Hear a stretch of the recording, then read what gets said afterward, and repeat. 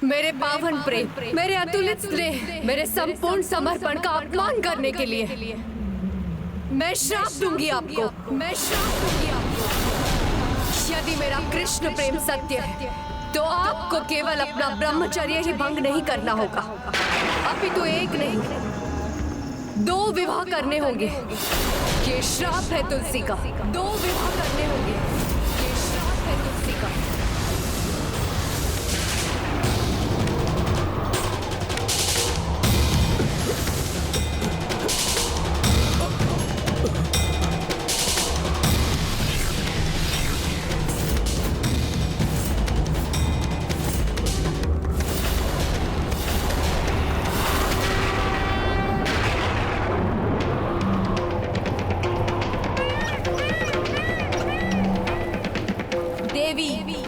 आज आपने एक के बाद एक भूल की है।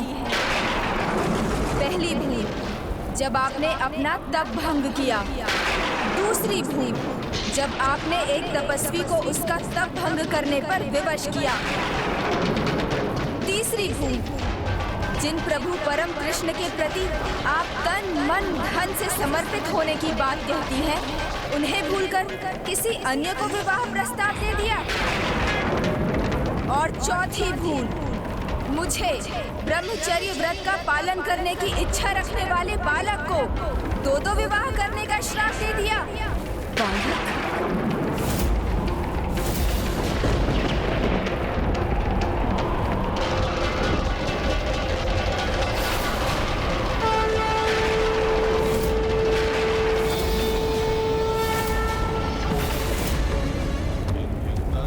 आपका प्रभु श्री कृष्ण प्रेम भले ही सच्चा हो, किंतु आपके मन की चंचलता एक विकार का रूप लेकर आपके प्रभु प्रेम पर हावी हो गई देवी।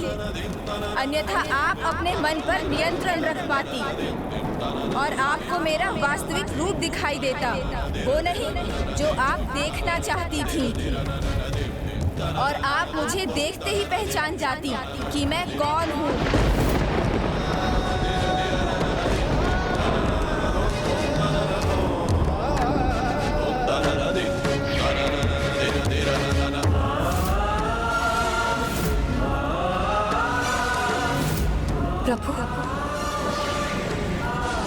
प्रभु श्री गणेश, किंतु आप मुझे पहचानने में असमर्थ रही और ऐसा कर आपने अपने आसुरी स्वभाव का प्रमाण दिया। आपका मेरे अर्थात गणेश पूजा में कोई स्थान नहीं होगा।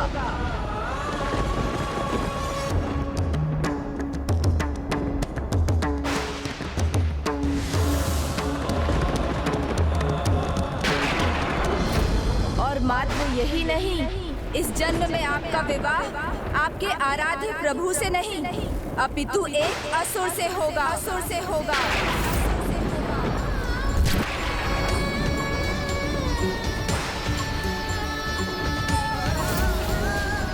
मैं तुम्हें श्राप देती हूँ कि तुम भूलोक पर मानव रूप में जन्म लोगी और तुम्हारा विवाह एक असुर से होगा। चंचल स्वभाव की अधिकता भ्रमित कर देती है, लक्ष्य से भटकने पर विवश कर देती है। तब तो मन को बहुत स्थिर रखना होगा पुत्री तुम, अन्यथा तुम इस लक्ष्य को कभी भी प्राप्त नहीं कर पाओगी। भूल हुई मुझसे, बहुत बड़ी भूल। मेरी चंचलता के कारण ये क्या कर बैठी मैं।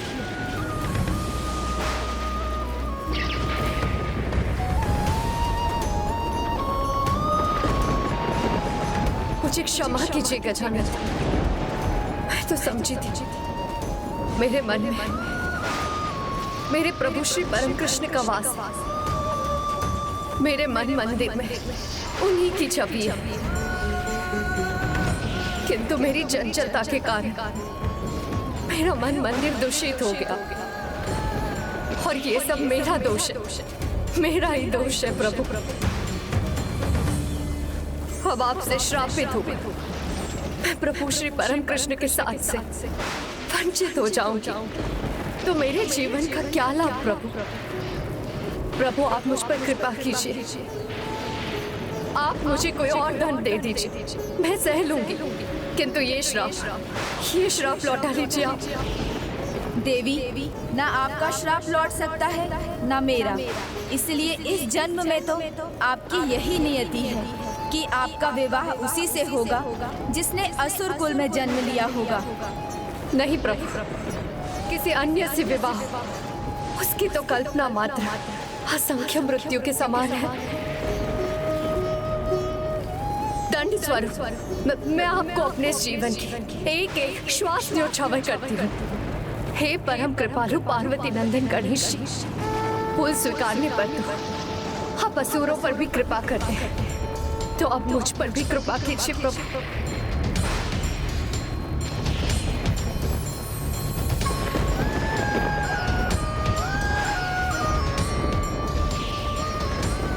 प्रभु, आप तो क्षमा कर्म है, क्षमा सागर है, क्षमा के धाम है, तो मुझे भी क्षमा दान दे प्रभु। मुझे अपनी भूल सुधारने का एक अवसर प्रदान करे प्रभु। मैं तो बस प्रभु श्री परम कृष्ण की अर्धांगिनी बनना चाहती हूँ। उसके लिए मुझे कितने ही जन्म क्यों ना लेने पड़े।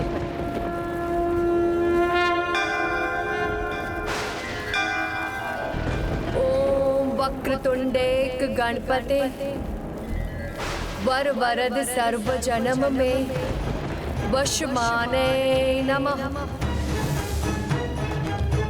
ओम वक्रतुंडेक गणपते वर वरद सर्व जन्म में वशमाने नमः।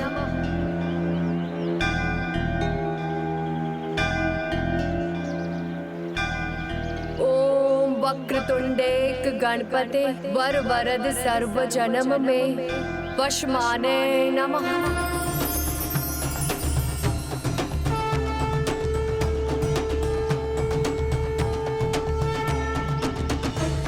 देवी, अपनी भूल स्वीकार कर सच्चे मन से की गई क्षमा याचना और अपने प्रभु, अपने आराध्य के प्रति आपकी अटूट स्नेह और उनकी पत्नी बनने की आपकी प्रबल आस से मैं अत्यंत प्रभावित हूँ।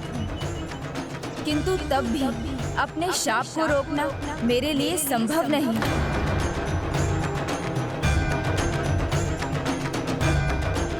गणेश, आपको एक नवीन कथा का भाग बनना होगा, जिसके लिए आपको परिवार से दूर वन में माँ गंगा के तट पर तप करना होगा।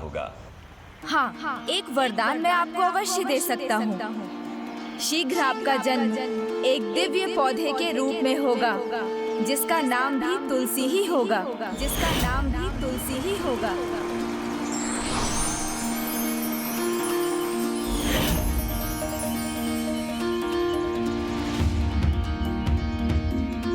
प्रभु की कोई लीला अकारण नहीं होती। मैं समझ गया प्रभु, आपकी इस लीला के पीछे जगत कल्याण का बड़ा उद्देश्य है।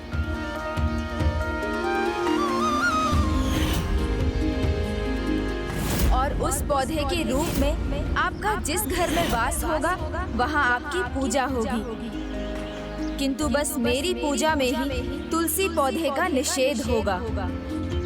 वो पौधा जो सकारात्मक ऊर्जा, शुभता और औषधीय गुणों से परिपूर्ण होगा, जो विसूचिका जैसी महामारियों से लड़ने की रोग प्रतिरोधक शक्ति देगा और प्राणियों की देह में प्राण वायु का संचार करेगा।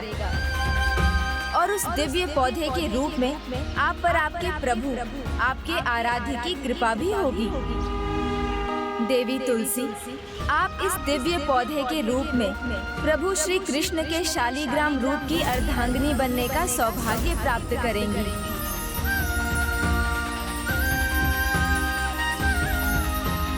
प्रभु गणेश जी, आपकी इस कृपा के लिए आपको कोटि कोटि धन्यवाद। किंतु सर्वप्रथम श्राप के प्रभाववश आपको एक असुर की पत्नी बन पूर्ण श्रद्धा से पतिव्रत धर्म का पालन करना होगा। और इसके भी पूर्व अपनी भूल को सुधारने के लिए आपको अपने अपूर्ण तप को संपन्न करना होगा। और वो तभी पूर्ण होगा जब कोई आपके पास विवाह का प्रस्ताव लेकर आएगा, जिस प्रकार आप मेरे पास आई थी। मैं समझ गई प्रभु, तो मुझे आज्ञा दीजिए, ताकि इस जन्म में तो नहीं किंतु अगले जन्म में मैं प्रभु श्री परम कृष्ण को पाने के लिए अपनी तपस्या कर सकूं। कल्याण हो, आपका तप सफल हो। धन्यवाद प्रभु।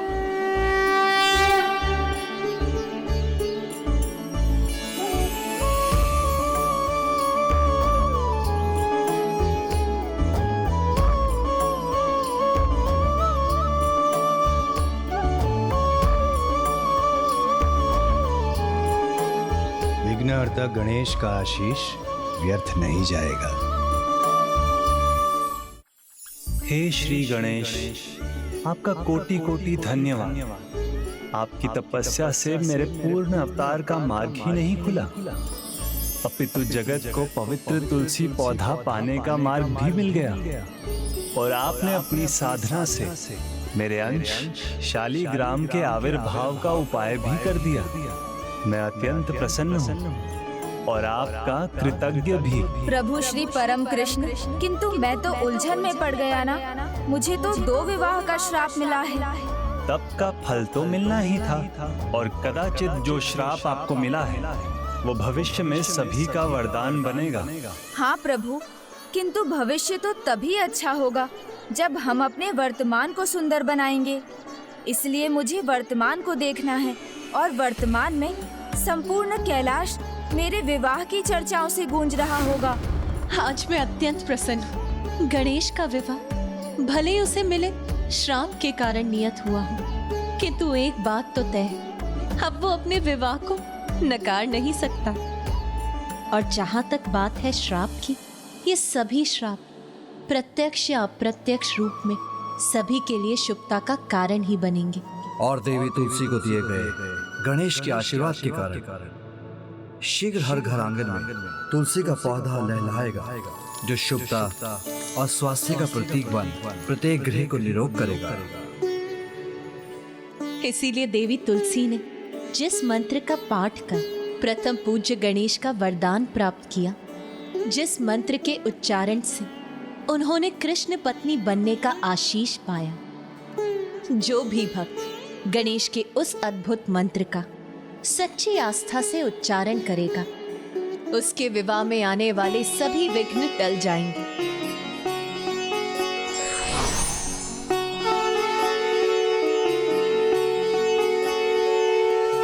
जय गणेश जय गणेश जय गणेश देवा, माता जाकी पार्वती पिता महादेवा।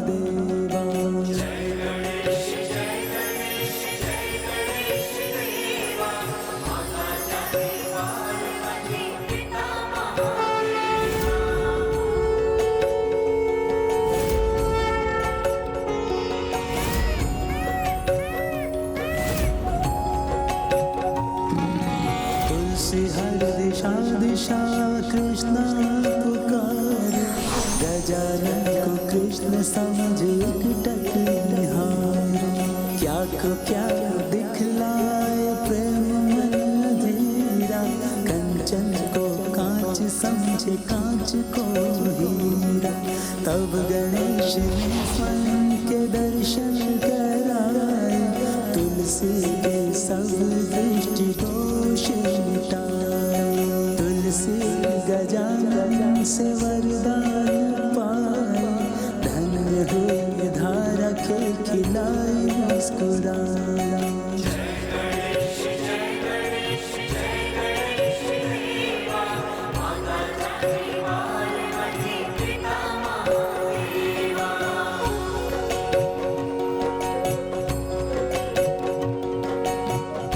हे विघ्नहर्ता, आपके तो स्मरण मात्र से सारे विघ्न टल जाते हैं।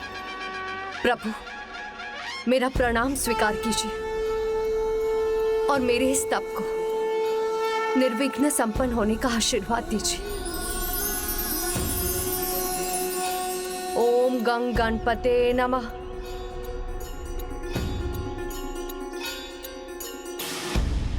ओम नमो भगवते वासुदेवाय नमः।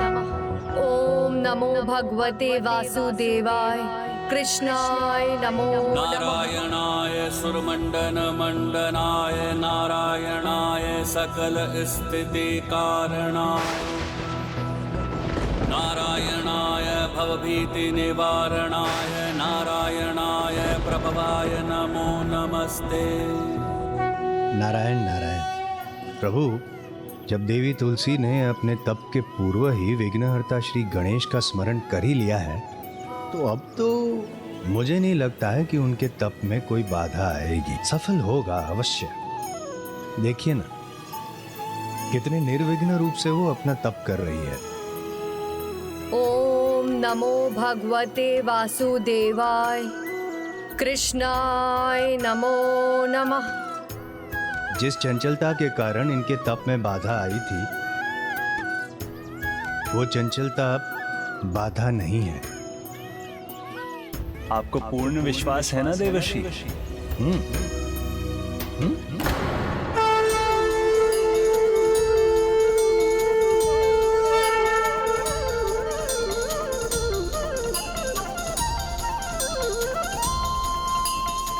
प्रभु परम कृष्ण ने अपनी बांसुरी अधरों से लगाई है।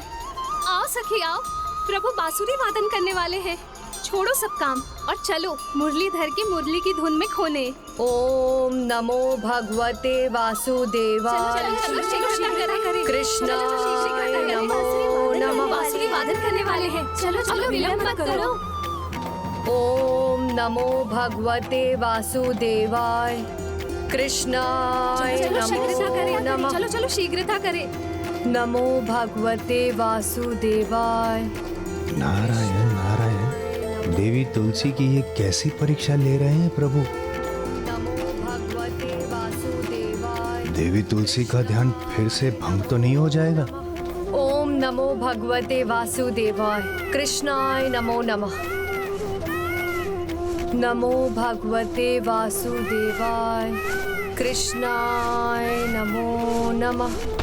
ओम नमो भगवते वासुदेवाय कृष्णाय नमो नमः। मयूर जी के आगमन के स्वर से भी उनका ध्यान नहीं टूटा। वासुदेवाय कृष्णाय नमो नमः।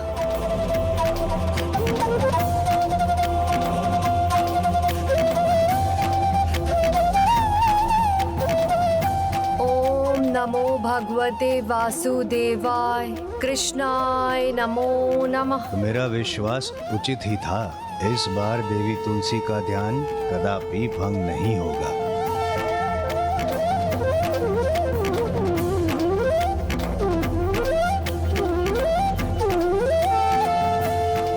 प्रभु, आप ही से सीखा है कि जब कोई दृढ़ निश्चय कर ले तो उसकी एकाग्रता को कोई भंग नहीं कर सकता।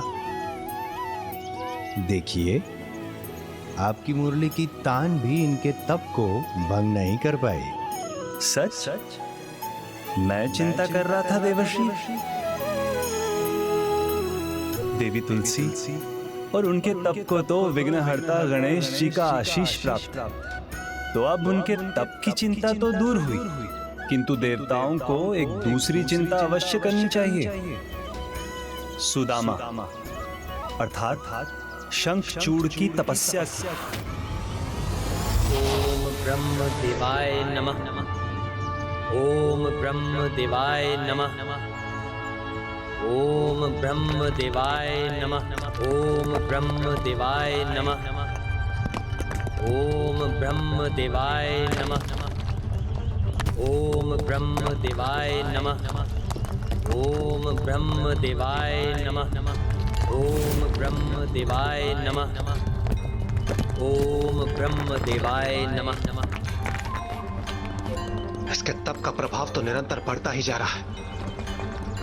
ऐसा लगता है जैसे इसका तप अपने चरम पर पहुंचने वाला है। इसकी तपस्या कहीं हमारी दुविधा का कारण न बन जाए। वरदान प्राप्त कर कहीं ये हमारे लिए संकट रूपी विघ्न न उत्पन्न कर दे। इसलिए इसके पूर्व कि इसका तप संपन्न हो, हमें प्रथम पूज्य गणेश जी के पास जाकर सहायता की गुहार लगानी होगी। आप उचित करें देवराज।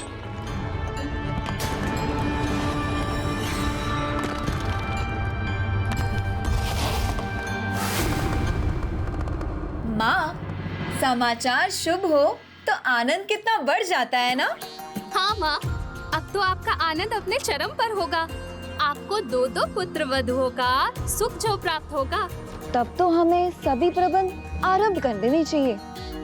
माता, आप ही समझाइए ना भाभी माओ को। एक बालक का भी कहीं विवाह होता है? मेरे विवाह में अभी बहुत समय है। उचित कह रहा है मेरा पुत्र।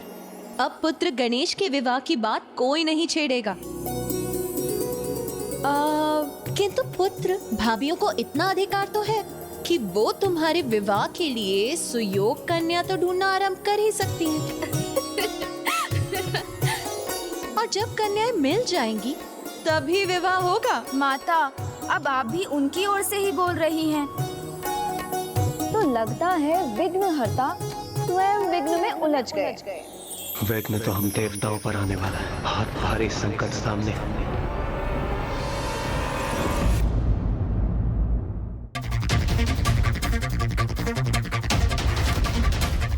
देवराज का प्रणाम स्वीकार कीजिए माता। प्रणाम। प्रणाम पिताश्री। पिताश्री, ऐसा क्या विघ्न आने वाला है जिसकी चिंता आपको यहाँ तक खींच लाई? शंखचूड़, शंखचूड़। ओम ब्रह्म देवाय नमः। ओम ब्रह्म देवाय नमः। शंखचूड़ प्रभु ब्रह्मदेव की कड़ी तपस्या कर रहा है, जिससे वो उनसे मनचाहा वरदान प्राप्त कर सके। उसे उसके तप की शक्ति और भी शक्तिशाली बना देगी। उसके पश्चात हमें उसका वर्चस्व स्वीकार करने के लिए विवश होना पड़ेगा। उसका वध करना तो दूर, हम उसे पराजित भी नहीं कर सकते।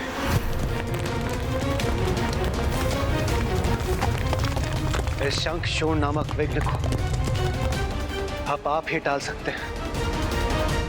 विघ्नहर्ता प्रथम पूज्य गणेश जी, हमारी सहायता कीजिए, हम पर कृपा कीजिए प्रभु। जो अपने तप को पूर्ण एकाग्रता, निष्ठा और श्रद्धा से करते हैं, उन्हें उनके तप के फल से वंचित नहीं रखा जा सकता। इसीलिए शंखचूड़ को भी अपने तप का फल अवश्य मिलेगा। हाँ देवराज, तप के फल का अधिकार पाने से तो मैं भी शंखचूड़ को नहीं रोक सकता।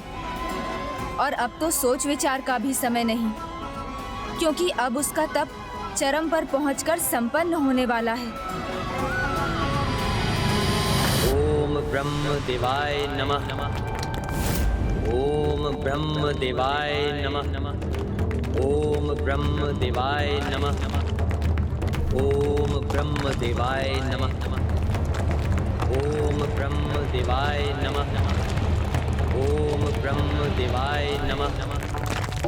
ओम ब्रह्म देवाय नमः। ब्रह्मलोक पर ये कैसा संकट छाया है? ओम ब्रह्म देवाय नमः। ओम ब्रह्म देवाय नमः। नहीं, संकट नहीं, ये तो मेरे भक्त के तप का प्रभाव है।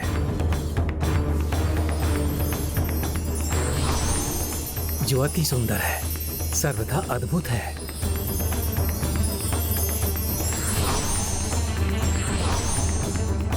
ओम ब्रह्म देवाय नमः। आंखें खोलो पुत्र शंखचूड़।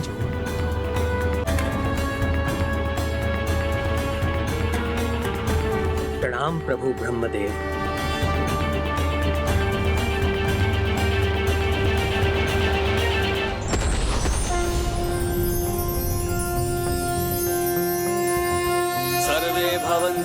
पुत्र शंखचूड़, मैं तुम्हारी तपस्या से बहुत प्रसन्न हूँ और मैं तुम्हें 3 वरदान देना चाहता हूँ।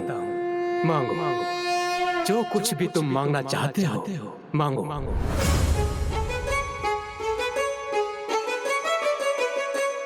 शंखचूड़ का प्रणाम स्वीकार कीजिए प्रभु ब्रह्मदेव। आज आपके दर्शन पाकर आपका ये भक्त धन्य हो गया। मैं तो बस अपने पिता की इच्छा पूर्ण करना चाहता हूँ और वो मुझे त्रिलोक विजेता के रूप में देखना चाहते हैं। वो मुझे त्रिलोक विजेता के रूप में देखना चाहते हैं। तो उसके लिए 3 वरदान मांग लो। तो हे प्रभु ब्रह्मदेव, मुझे मेरा पहला वरदान दीजिए कि मैं अगले 2 जो भी वरदान मांगू वो आपके और मेरे सिवाय कोई और ना सुन सके। और मेरे इन वरदानों को आप किसी और के आगे प्रकट नहीं करेंगे, सदा गुप्त रखेंगे। तथास्तु तथास्तु। यदि इसके वरदान गुप्त रहेंगे तो हमें यह कैसे ज्ञात होगा कि इसने अपने दूसरे और तीसरे वरदान में ब्रह्मदेव से मांगा क्या है? प्रभु, मुझे मेरा दूसरा वरदान दीजिए कि मैं देवताओं के विरुद्ध अजय हो जाऊं। कोई भी देवता मुझे कभी भी परास्त न कर सके और ना ही कोई हानि पहुंचा सके। तथास्तु तथास्तु। मैं तुम्हें कृष्ण कवच प्रदान करता हूँ जो सदा तुम्हारी रक्षा करेगा। उसे स्वयं नारायण भी नहीं भेज सकते, और यदि संयोग से वो कभी तुम्हारे पास से खो जाता है तो भी मैं और नारायण तुम्हें कोई क्षति नहीं पहुंचाएंगे, क्योंकि तुम हमारे परम भक्त हो। किंतु यदि महादेव स्वयं तुमसे युद्ध करने आ गए तो फिर कदाचित उनके हाथों तुम्हारी मृत्यु होगी।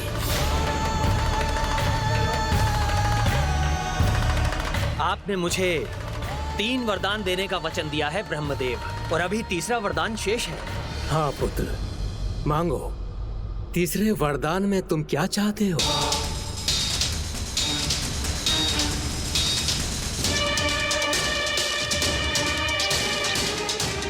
अमृतत्व। ब्रह्मदेव, आप मुझे अमृतत्व प्रदान करें। अब इसने ब्रह्मदेव से ऐसा क्या मांग लिया जिसे सुनकर स्वयं ब्रह्मदेव स्तब्ध हो गए?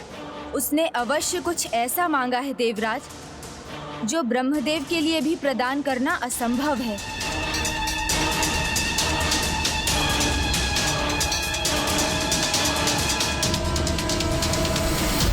पुत्र शंखचूड़, ये असंभव है। इसके अतिरिक्त तुम कुछ और मांग लो।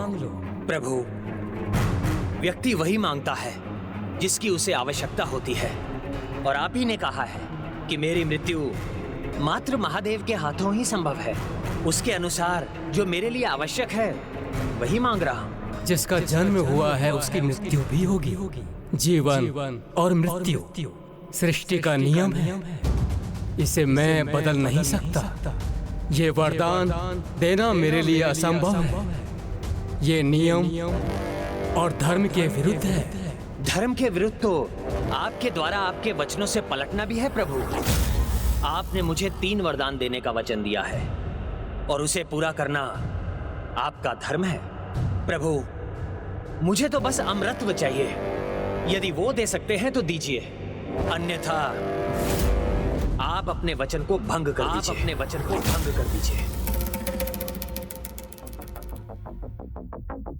प्रत्यक्ष रूप से अमृतत्व देना तो मेरे लिए असंभव है पुत्र, किंतु मैं तुम्हें वरदान देता हूँ कि तुम्हारा विवाह एक पतिव्रता नारी से होगा, और जिस दिन तुम्हारा विवाह उससे होगा, मेरे दूसरे वरदान के अनुसार उसी दिन तुम्हें कृष्ण कवच प्राप्त होगा। पुत्र, जब तक कृष्ण कवच तुम्हारे पास रहेगा तुम अजय बने रहोगे, और मेरे तीसरे वरदान के अनुसार जब तक तुम्हारी पत्नी का पतिव्रत अटूट रहेगा तुम्हारे जीवन को कोई हानि नहीं पहुंचा सकता। इस प्रकार तुम अमर ही बने रहोगे। प्रभु, पुत्र, तुम्हारे तीनों वरदान तुम्हें प्राप्त हो चुके हैं, इसलिए अब तुम कुछ नहीं मांग सकते।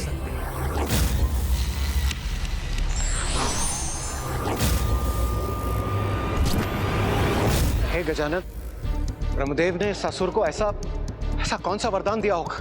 आप निश्चिंत रहिए देवराजेंद्र, वरदान कोई भी हो उसका लाभ तभी होगा जब कर्म अच्छे होंगे, क्योंकि कर्म अच्छे हो तो श्राप भी वरदान बन जाते हैं, और कर्म अच्छे ना हो तो वरदान भी श्राप में बदलकर काल को ही निमंत्रण देते हैं, मृत्यु का कारण बन जाते हैं।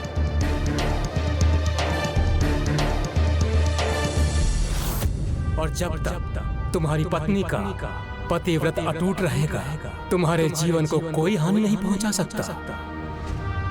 कर्म अच्छे होंगे तो पतिव्रता स्त्री कभी कुछ अनुचित नहीं करेगी, अर्थात वो ही मेरा कवच बनेगी और मुझे कोई क्षति नहीं पहुंचने देगी।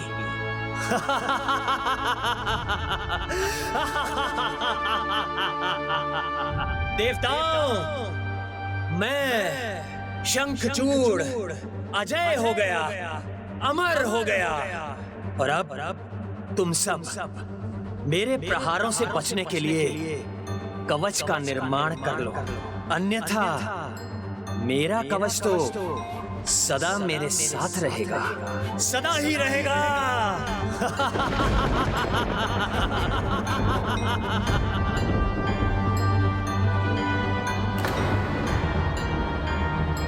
किंतु ब्रह्मदेव तो अपना कार्य अधूरा ही छोड़कर चले गए। उन्होंने ये तो बता दिया कि मेरा विवाह एक पतिव्रता स्त्री से होगा, किंतु उन्होंने मुझे ये नहीं बताया कि वो स्त्री मिलेगी कहाँ।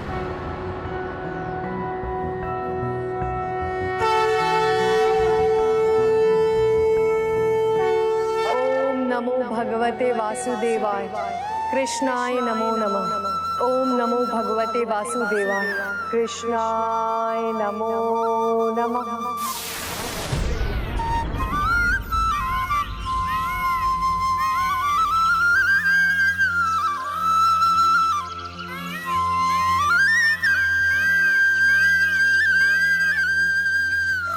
कदाचित तुलसी पौधे के आविर्भाव का दूसरा चरण संपन्न होने का समय आ गया।